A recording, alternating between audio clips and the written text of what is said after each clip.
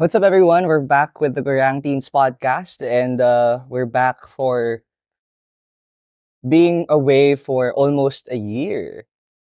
I think the last recording that we had for Garang Teens was back in January. And then I can remember, pinag-uusapan natin dun is parang in terms of readiness, being in a relationship, kailangan ba na self-ready ka na when Yeah. it comes to your self-identity, when it comes to Mhm. anything? Pera, when it comes to stability within yourself, kung ready ka na bang makipagrelasyon sa ibang tao. And how many months na nagdaan? February, March, April, May, June, July, August. It's been 7 months since that episode, and right now, I think we just had to experience life and try to reflect on every experiences that we've had for us to be validated enough to get back to this podcast. And welcome back. Welcome back. Kumusta ang buhay-buhay? Para tayo nasa TV show. Well, Ma'am Rishi. Yeah. Well, starting the beginning of the year, it wasn't a very smooth start for me, Mhm. but it went well as early as possible. I really didn't experience for myself to be able to stand with my own feet as early as February, and for me to be able to afford some of my responsibilities in life. And I think I'm thankful for all of the things that happened to me and happened for me that led me to experience some stuff, adulting stuff as well, and taking on really great responsibilities that if I tell people at my age that I am already responsible to that thing, they will be shocked. But then again, it's a blessing in disguise for me. Kasi well, we're gonna get deep into that, diba? It's a blessing in disguise for me kasi for me to be able to introduce myself to such responsibilities, it gave me a lot of opportunities to view the world in a wider spectrum and to understand myself better, and to be more empowered for future opportunities for me. And how Mhm. about you? My life has been stagnant. There are good things. The thing about my life is, I would say the growth is linear. What? Linear. Linear so far. Like, although it would contradict what I just said, pero there are ups and downs, but it's mostly like taas, baba konti. So when you say na it's been very stagnant, parang wala ka bang masasabi you've had extremes in your life na matatanda mo talaga extremes? You've had the lowest in this year. Sobrang laking part kasi nung career ko. And I've been in the same career since October 2023. 2023. So, I think, and when you're just doing one thing that takes up most of your time, to be honest, I'm already bored. I'm already bored with this, but it gives me the life that I have right now. Mm. And right now, ang pinakamalaking leap pa lang is my promotion. Hey, she's promoted like a promo code. But yeah, yun pa So lang. that's one of the high Mhm. that you've experienced so far. And I think something about me is I like the roller coaster. So Okay. having a life that is stagnant, but also for the better, I'm still, so you can expect in the next few months I will be living off grid. Yeah, so meron kami episode dito na how to earn your first million in your early 20s. So, all right. So, based on your story, wala ka pang na-experience super high, wala ka na-experience na super low, which I think it's something to be grateful for in terms of the side of having not to experience the lowest of the low, because I know that you've been through a lot. You've been through the lowest of the low from the past few years, and then thankfully it's getting better. Thankfully it's Yeah. getting better, and I think the plot twist that we've been anticipating is number one, the promotion that will start everything forward. And do you feel like in this year, meron ka bang graphical representation of the year na parang for the first quarter it's this, for the second quarter it's this, for the middle of the year, it's this. Kasi ako, I have. Mhm. I have a graphical representation kasi usually, starting July to August, life will be very stagnant. Or at least for me, I've experienced one of the lowest, but not comparing to from the past years na I've experienced the lowest. Pero, well, things are so slow during these months. Money can be so slow, opportunities can be so slow, to the point na I felt so stagnant na parang I have responsibilities to pay, Yeah. I have things to show up, but then again, my means are not permitting me to do so or permitting me to show up s- constantly to these responsibilities kasi let's be real, the cash flow is not that good from the past year, from the past month, starting from July. Mhm. And I think that rooted from me, again, being kind of immature about money. Well, we can give ourselves some grace kasi for me, it's my first year that I started to earn money this much. Yeah. And I would say that it's a lot of money for me to earn with my first year of being introduced in this industry. And for me, I got so overwhelmed kasi pwede nang pumasok dun yung, sige, ihil mo yung inner child mo, you buy this, you afford this, try to experience this. And it will really highlight the lifestyle inflation concept that we've been introduced earlier this year. I learned that concept this year. And I think I have been living in that concept for almost a year. Mhm. And hopefully, I learned enough for Yeah. me to be able to break through that. And how about you? Did you feel any close to that concept of lifestyle inflation, which is our topic for this episode? Yeah. There really is something with July. Mm, There really is yeah, something with agree. July. The thing is, when I started working, I know to myself na I only have like a limited time. I don't want Yeah. to stay in this I don't want to stay in this industry. For context, I am now in BPO industry. Yeah. And it's although it's the best for beginners because it's really competitive when it comes to pay. My job right now, my company is one of the best for beginners. Mm-hmm. And like I'm already earning 50% more than when I first started. Like that's a big leap compared to the other companies. But the thing is kasi July was when reality hit me hard kasi I originally planned to resign by Mm-hmm. that month. Yeah, you told me Kasi that.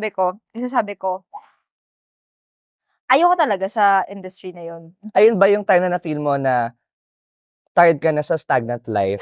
Na paulit-ulit na lang siya? Yeah. And then that that month was hard kasi parang nagsabay-sabay yung problema sa condo ko, nagsabay-sabay yung problema ko sa family. Friendships were also very naglalaylo. Like doon ko naramdaman na damn I'm not making that much friends anymore or I'm not meeting my other friends. Parang to be honest, umiikot na lang kay Ella tsaka kay Japet yung friendship ko. So Parang wala ka talaga social life? oo, like I hate my job, I hate my schedule, I hate everything. Yeah. Pero wala eh. I need to live. Where will I get it? And although I still have my parents, I still have my family's house in Bulacan, sabi ko, I don't wanna go back there. Mm-hmm. This is the reason why I moved out. This is the reason why I got out of Bulacan. This is the life that I wanted. The thing about me kasi, and you know this ever since high school, parang kapag na-overwhelm ako, my first response would be to run away. Mm-hmm. Iwasan yung problem.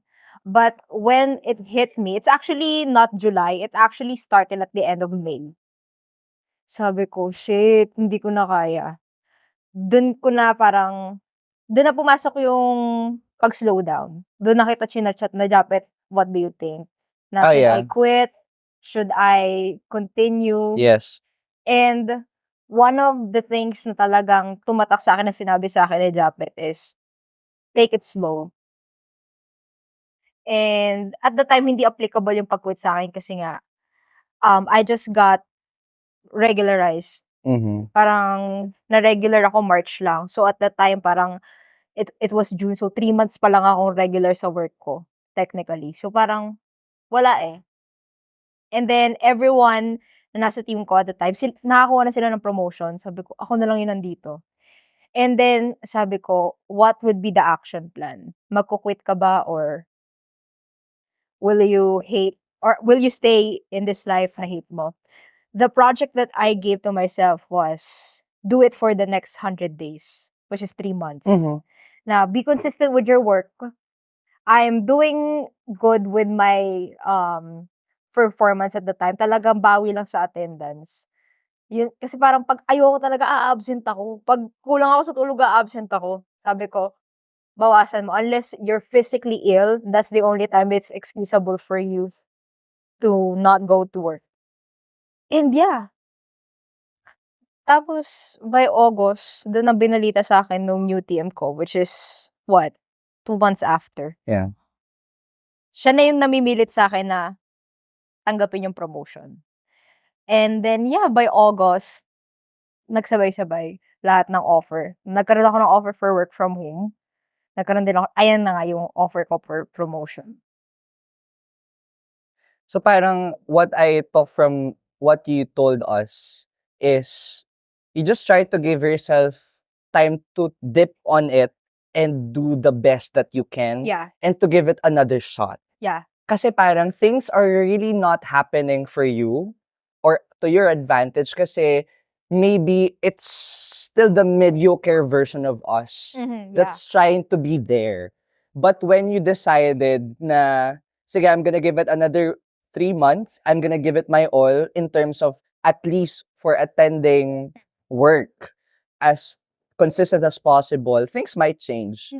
Kasi parang in your work setup, it's easy for us to be drained kasi it's Yeah. repetitive, and it's not always a happy environment.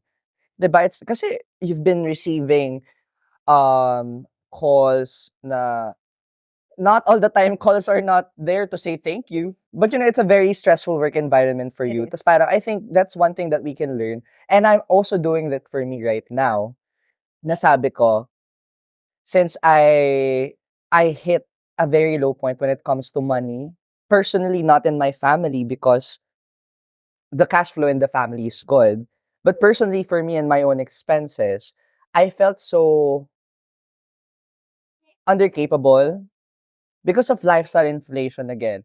I bought things na ngayon di ko na napapansin na parang okay, I just bought it for the hype, for the trend.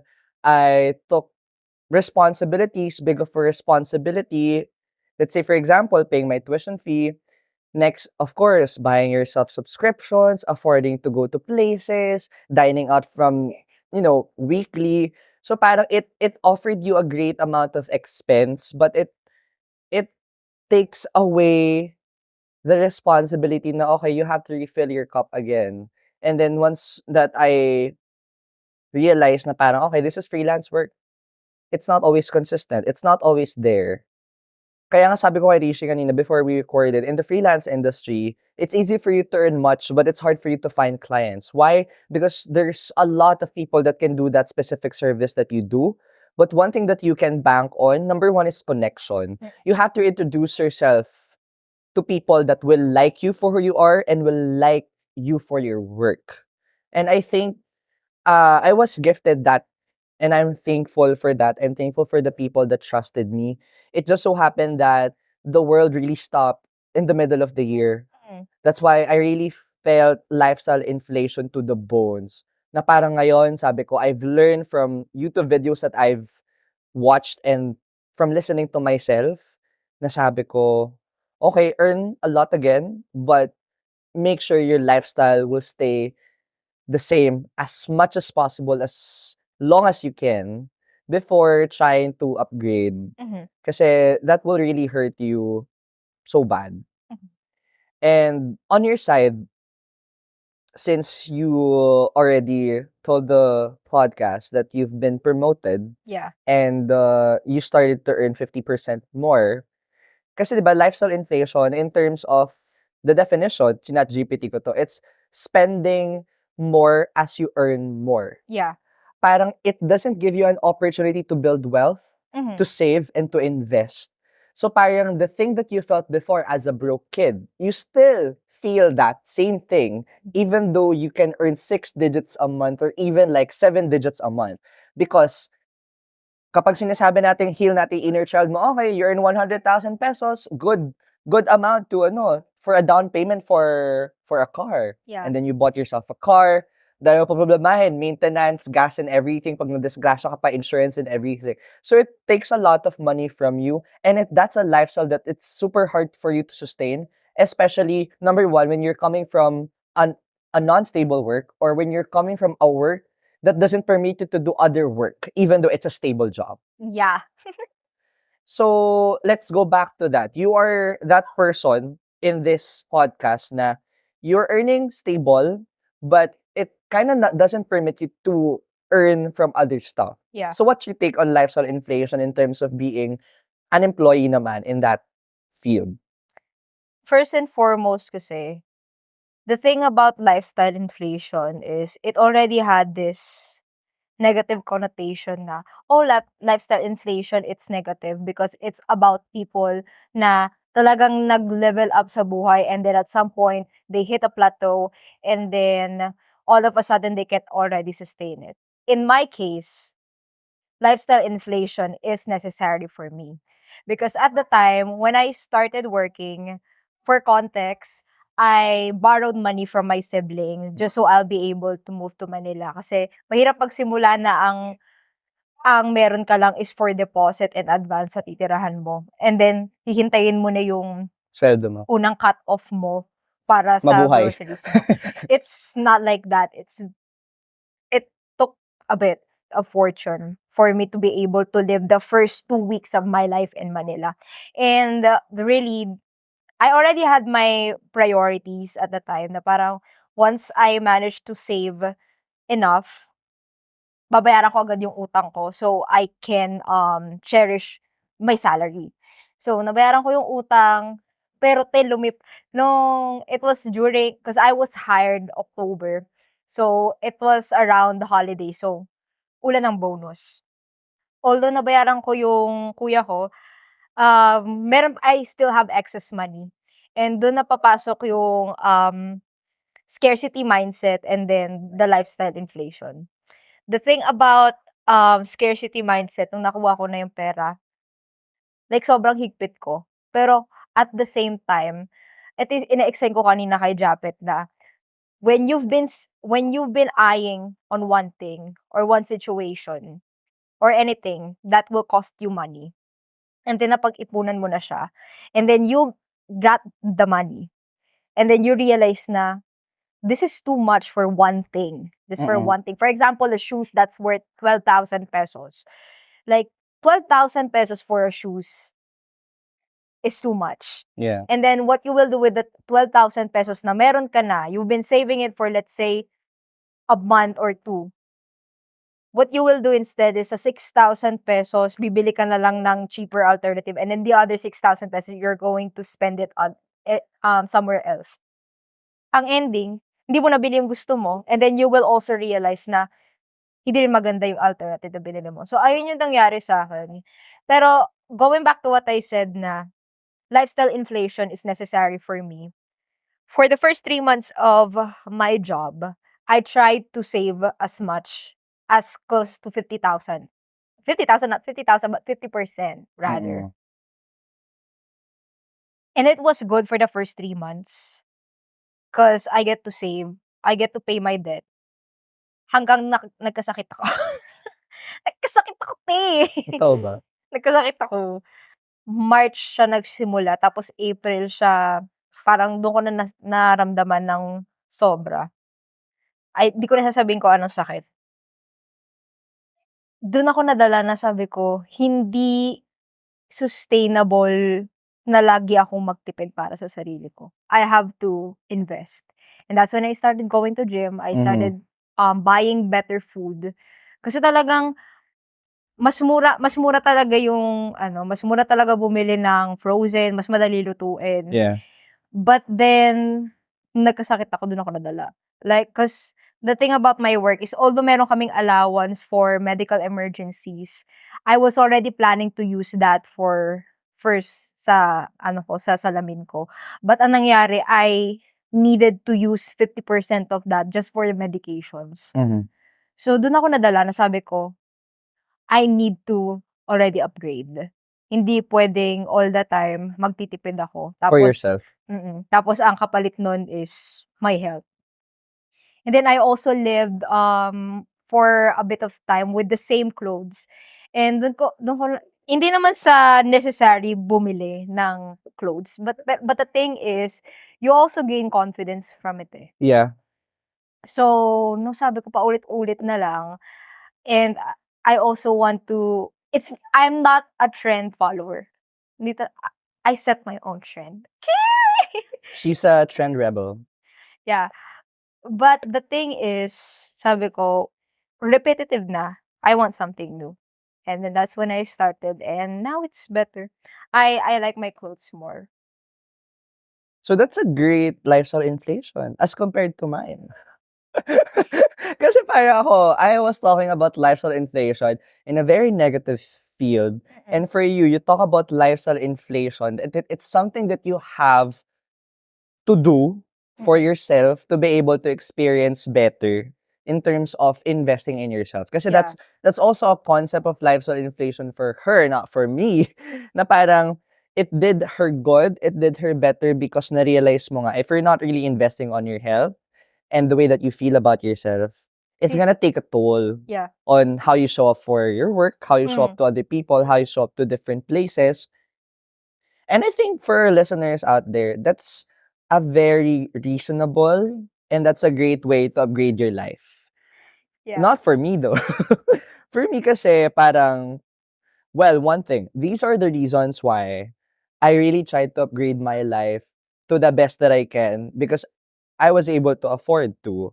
Number one, because of the environment. Yeah. I have been spending a lot of time with people that are in a different tax bracket. Mm. And of course, as human beings, there's always an innate feeling for you to kind of belong and kind of do the same things that they do, kind of experience the things that they also experience. Mhm. But then again, after I did experience those things, magkakaroon na siya ng parang nag-expire na siya eh. Those feelings expire to the point na pagsisisihan mo din, spend this much on this, spend this much on that. But it made you feel better about yourself. And one thing about lifestyle inflation that did me good, I felt more empowered on how I can be able to earn more money. Yeah. That's one thing. Kasi there's a good thing about putting yourself in certain environment na mas mayayaman yung mga tao sa'yo. Yeah. Mas may pangalan sila. Kasi parang you also feel the same about yourself. Hindi ka na-intimidate because these people, they're not gonna put you down. Yeah. They're going to partner with you, share Mhm. ideas with you. So parang ako, that was one of the reasons why I tried to afford myself to be in places that will afford me those type of connections. Yeah. We can say from the perspective of getting into expensive universities, getting into elite universities, that's one thing. That's why people put their kids on, like, let's say, Enderon, UANP, Ateneo, or LaSalle, this and that. And I can remember, I met someone from University of Asia in the Pacific, and he was very true to himself. Sabi niya, you know why I'm studying in UANP? Because my parents put me here. They want me for connections. And kaya mahal yung tuition fee sa UANP kasi it's really for connections. And I'm in UANP because my parents want me to build connections. And I think, no, if we're gonna talk about Discarte Diploma, it's always the mixture of those three things plus the connections, or Yeah. those two things plus the connection. Discarte Diploma connection diskarte and connection, you can always work for that as early as possible while you're building for a diploma. And then I would say, in terms of lifestyle inflation, it empowered me na parang, okay, that was the first wave of failure, of financial failure, but I'm still alive and I'm still young. Yeah. That's the best thing kasi as people in their early 20s that now can be able to earn for themselves, fail as early as you can Yeah. and be self-aware as much as you can. Kasi my ate has always been telling me na, okay, ayan, may pumasok na ulit na pera sa account mo, lagay mo na to dito, lagay mo na to dito. Like savings, emergency fund for your tuition fee, for your gastos, gala, gimmick, and everything. But I did not follow her. Well, may mga tao siguro na talagang susundin. Pero for me kasi, well, hindi ko talaga siya nasundan perfectly. With the fucking abundance mindset, na may limitation lang din. I have been talking about abundance mindset in my own podcast for many times, but guys, I want to tell you that there's a limit with that abundance mindset to the point that it's gonna be toxic. With my abundance mindset kasi, money will get in my account, I will spend it, I will eat all those money until I leave no crumbs. Ito yung pera, account ni Japet. Until I leave no crumbs, to the point na I don't have any much for me to afford myself to go to school because I don't have any pamasahe anymore because I spend it with like shoes, with like clothes, with parties and everything. And then, it rooted from, sige, kikita naman ako ng mas malaki next month. So in this industry that I am in right now, everything is unstable, everything is unpredictable, and that's what I learned. Like parang yes, my work is giving me a lot of luxury to do all of these things. But it doesn't give you a lot of luxury to expect money will come to your account for the next month. So how dare the fuck you be in a very abundant mindset toxically? So there's only limit to that specific thing. And one thing that I learned right now is, okay, nabili ko na lahat ng gusto kong bilhin for myself from the past months. I'm okay. What now? I'm okay. I'm okay with all of the things that I bought for myself. I'm okay with the lifestyle that I have right now. So it's time for me to hibernate my lifestyle and just continue earning and earning and earning. And do not make any major decisions like buying a car, getting your own condo unit, or like, I don't know, like papautang ka something, I don't know. Anything major, do not do it when you're still building up your own finances until you can pay for that from your savings or from your savings that's allotted for splurging. So do not, or even buy a phone. Do not buy a phone. Kasi for me, I bought a phone, it got stolen for me as early as 2 months, and I'm still paying for that, everything. It's gonna hurt a lot. Pero for me naman, I'm gonna give props to myself because, I'm gonna give props to myself because wala akong transition period, guys. I don't have any fucking transition period for myself to like, breathe. Na parang, okay, ako na yung magte-take over for all my finance because it just came all of a sudden. Kasi, one background for myself is I was given the title of, okay, fuck around and find out. It's now your time to pay for all of those things that you chose for yourself. Okay, I pay for my phone, I pay for my laptop, I allot for my allowances for school, I pay for my fucking tuition fee, okay? And of course, other expenses like this and that. I do pay it for myself, for my own pocket. But I wasn't given a luxury of time to like 3 months. So parang all of a sudden, okay, ikaw na bahala sa tuition fee mo, ikaw na bahala sa allowances mo, ikaw na bahala sa phone, laptop, and everything. So props to myself for that I was able to survive that phase of mine. Na that was a learning phase. That was a learning phase. That was a time that I already healed my inner self or inner child. And that was also the time that I felt so empowered because it will take it will take a big slap for you to realize your full potential. Na kaya mo, you're just as qualified as anybody else. Like for me, I really didn't expect that people will trust me for the value that I give in terms of the services, in terms of the talents that I put out there for them. Yeah. They will trust me as early as this. And people constantly were shocked when they asked about my age. They thought that I'm already 25, 26, 27, I'm done at school. We'll save that conversation. Diba? So parang, it's already props to myself na it's an imperfect financial journey, but one thing's for sure, we're learning forward. It's not something that I'm going to let it happen again Mhm. for the next wave. Kasi I already gave it screen time and proper time for me to talk about in the podcast. And how about you? Since you've mentioned na lifestyle inflation did you good, do you see any possibilities that you will be upgrading further Y- with your lifestyle? I don't want to talk about Yeah, money, but like, you know, the opportunities. oo, te. Oo, te. You see how Japet? Kasi while he was talking, I was already formulating in my head na, damn. Hindi na nakikinig eh. Talagang gusto na makipag... Hindi! Kasi sabi ko, damn, we're living at the very opposite side of the poles. Mm. Parang yung kay Japet, he's like, it's, and it's Parang- not a bad thing. Yung Kasi parang nga, nag-launch ka ng SpaceX ni Elon Musk, tapos nawalan ka ng gas in the middle. oo. Like, sobrang see, I always admire Japet. I listen to his As you should, podcast. bro. I listen to his podcast. Si Japet ang ginipig ng tropahan natin. Yeah. Like, if Japet can do something, Yeah. we started believing in ourselves na kaya din namin. Yes. And prompts to that. Credit sa'yo yun. But like, applicable talaga sa'yo yung pag mataas ang lipad, mapasakit din ang bagsak eh. Well, tama naman. And it feels so good when Yeah. you've already survived that level. And ayun yung pagkakaiba natin. Na parang, sinagad mo yung potential mo. Sinagad mo lahat. You realize your full potential, you maximize your full potential to the point that you don't have any potential energy.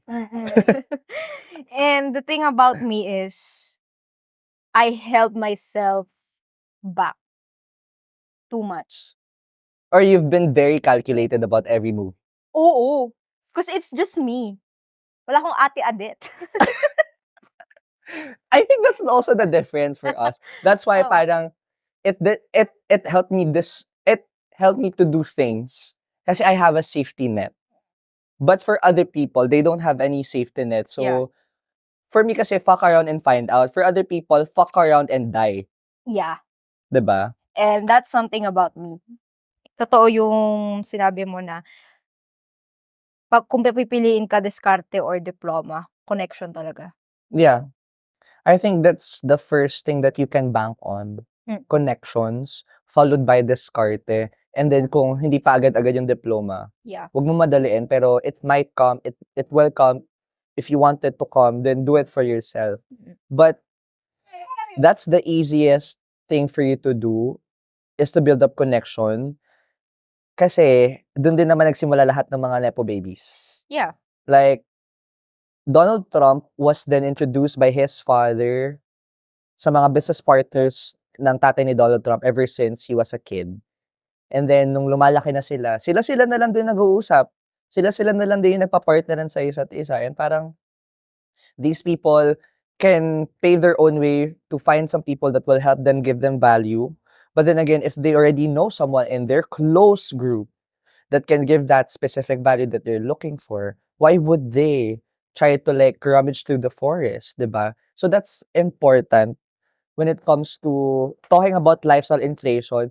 Do not just upgrade for the sense of material things. Ito na, nasa magandang side na tayo. Kung hindi naman natin ma-ROI, diba? It might not be the best decision, but in terms of upgrading your lifestyle, in terms of moving, kung afford nyo moving into a place that is filled with people that will give you value. Yeah. Or like doing hobbies, like let's say for example, running in a specific place, magagandang place, playing tennis, swimming, playing this with like other people that, let's say, you want to connect with, you want to network with, being in conventions that will meet you a lot of people.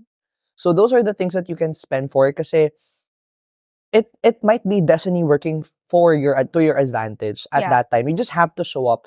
And I think spending enough money to put yourself into specific places that will help you focus that light towards yourself. Kasi parang for me, when I was in FEU, hard truth, I don't feel like I'm maximizing my full potential kasi FEU doesn't have enough clout. F you. As in, like, you can take it badly, but for myself, in terms of the value that I can give, in terms of, let's say, for example, being a podcaster, hosting, might as well being a content creator, FEU might not be the best school for me if I want to build a certain branding for myself. But for me in DLSU, it's very saturated, but it's an environment that will support you to do such things. Sabi nga nila, Taft Avenue is the NYC of Philippines. Yeah, it's the New York. When you live there, you feel like shit, but the opportunities Yeah. are all there. Yeah. Like it's the apple of the Philippines, but the apple is rotten. Okay, so tapering down to the final parts of this episode. What's one thing na hindi mo na gustong ulitin when it comes to the concept of lifestyle inflation? Kasi I think that's one good advice. Ayoko magsabi na parang gawin niyo to, gawin niyo yan. Pero for yourself, ano yung ayaw mo nang ulitin? Na ayaw mo nang mapagdaanan nila?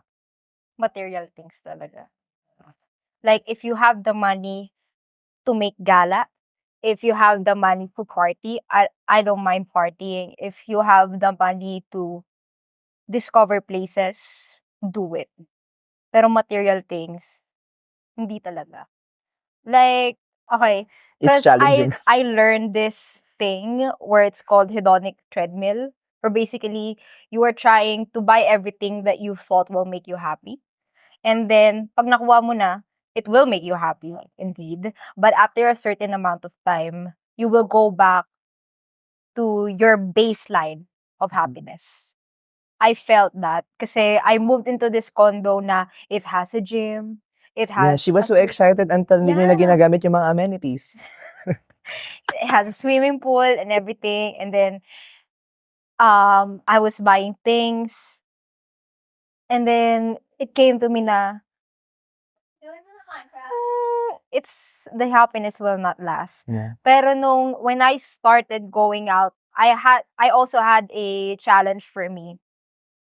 Everything feels a challenge for me. Kasi it was during June. And my life, as I mentioned, started declining. Nawawalan ako ng gana sa work ko. My mental health was and yun nga, yung friendship ko umiikot lang kay Japet tsaka kay Ella. I wanna go somewhere. And then I started going out. Nasabi ko, regardless if Japet accepts it or Ella accepts it, you will go there. Mas ramdam ko siya after few days. Like, hindi ako nababagot. Unlike when I'm opening Shopee packages na, parang 3 days in pa lang sa work, nabuburyong na ako. But when you spend your money on experiences, on places, discovering things, Yeah, for you to look it back. lasts Yeah, it more. lasts. And for you to look back, it always gives you a certain amount of feeling. Yeah. So invest on memories in terms of experiencing places and experiencing stuff, but not opening packages that much. For me, well, the things that you see in social media that people are experiencing, hindi din naman nila feel na best yun for them. And for you to imagine yourself living that life, it's okay. It's fine. But there will always be times na It's underwhelming. it will be underwhelming at a certain extent. But what I don't want to repeat is